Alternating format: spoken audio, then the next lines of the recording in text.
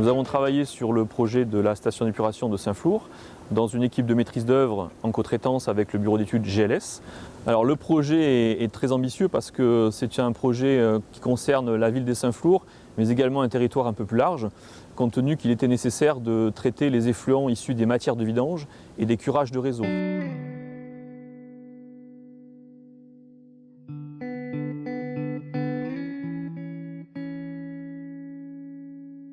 Donc le projet de cette nouvelle station d'épuration correspond à une population de 13 600 équivalents habitants en termes de pollution organique, mais plus de 23 000 en termes d'hydraulique. Cette station d'épuration a été construite pour gérer également les effluents partant de pluie, d'où il a été nécessaire de construire un bassin d'orage de plus de 2000 m3, de telle façon à garantir l'absence de rejet partant de pluie. Ce haut niveau de traitement se concrétise principalement par les paramètres azote et phosphore et principalement pour préserver la qualité du milieu naturel qui est l'Ander avec une concentration en sortie de 0,74 mg par litre sur le paramètre phosphore.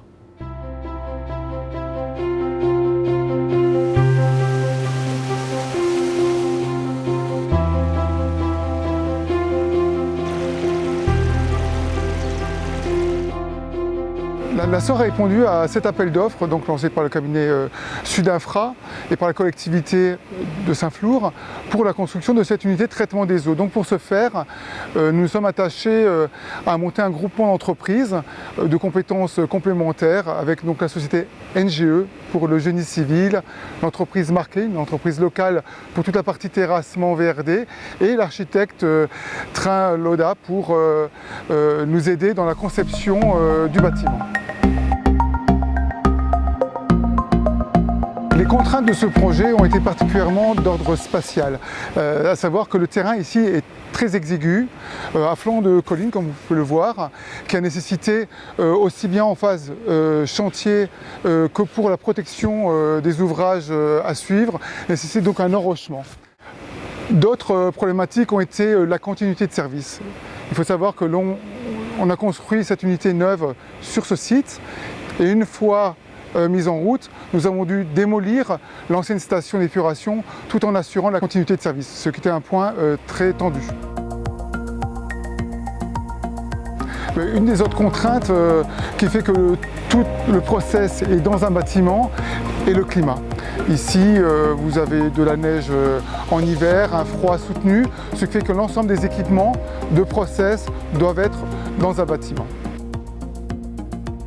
La filière elle est vraiment liée aux particularités des eaux de Saint-Flour, à savoir une grosse perturbation en phase pluvieuse. Donc on a 600 m3 qui peuvent être remontés à la filière de traitement, qui sont tamponnés dans un bassin tampon de 2000 m3 et 210 m3, eux, sont traités sur la filière. C'est une filière totalement biologique qui traite l'ensemble des paramètres que sont les matières organiques, les matières en suspension, l'azote et le phosphore. Les eaux ainsi séparées des matières en suspension alimentent un traitement tertiaire avec des mailles de 15 microns avant que les eaux puissent être rejetées dans les milieux naturels. Eh bien, les chiffres clés du chantier, c'est 1800 m3 de béton, 180 tonnes d'armature, 11 000 heures d'ouvriers. Voilà, tout ça réparti sur une petite année.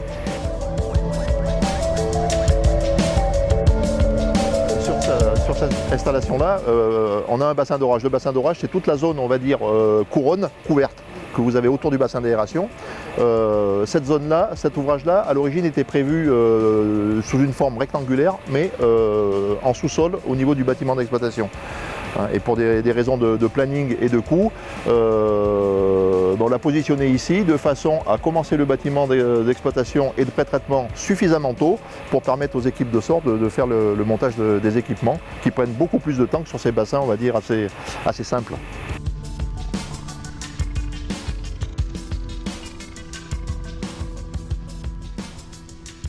On arrive à voir très bien et dans le détail l'unité de traitement des matières de curage qui a été installée sur ces stations. Donc l'unité en fait est constitué d'une trémie en inox de 8 mètres cubes qui permet en fait de réceptionner les matières du curage, d'une vis de reprise, et après il y a une deuxième vis de reprise qui permet d'alimenter un tamis trommel. Un tamis trommel, c'est un tamis à tambour avec un seuil de coupure de 10 mm. Donc on récupère tous les déchets supérieurs à 10 mm qui vont être acheminés donc, dans une benne pour évacuation vers les déchets. C'est assimiler les déchets ménagers. Et on a après les sables qui sont eux pompés, récupérés en fond des trémies qui sont renvoyés vers un laveur à sable. Donc l'unité est dimensionnée pour pouvoir traiter 1 tonne de matière par heure. Donc cette unité a été conçue afin que la commune de Saint-Plur puisse traiter toutes les matières qui sont curées sur le bassin d'orage et le réseau d'assainissement de la commune de Saint-Plur. En conclusion sur cette opération, l'équipe de maîtrise d'œuvre et je pense que tous les services du maître d'ouvrage et des services de l'État sont très fiers d'avoir pu contribuer à l'amélioration du milieu naturel au travers de cette belle opération.